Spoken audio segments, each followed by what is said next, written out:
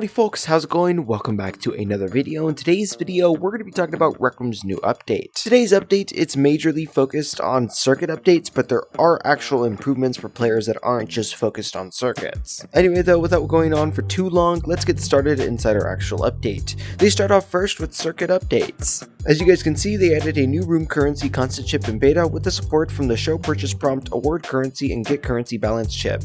Note that the last two have their own chips, and you guys can read them there. There's also a new list node, added an authority changed event to the objects board in beta, chips and inventions set to edit and save permissions are now able to be configured, added buttons to reorder ports and port groups on circuit boards and object boards, and eliminated a cause of the connection pin flashing. Basically more circuit updates, but it's just about the player interaction chips that are now in beta. They fixed a visual issue when the hold progress circle doesn't reset upon completing the interaction with the target player. An empty progress circle will now display when hovering over a target player if player interaction is enabled on them with a hold duration, and highlights and interaction prompts no longer persist if you hold down your output after completing a player interaction. Now that we just wiped off all those actual circuit updates, let's get into our general improvements and bug fixes and our Rec Room Studio update. If you guys continue on, you guys will see that in general improvements and bug fixes, on screens in classic control, players will now be able to perform tool primary actions on held tools when standing in front of another player offering social gestures. Previously, the primary action was to actually accept those social gestures.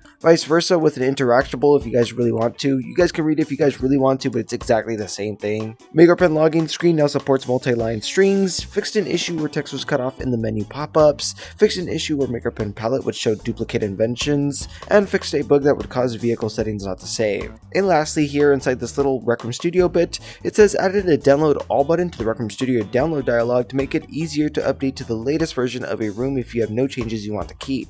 Rec Room Studio players now have easier access to changing room settings without them having to open up Rec Room.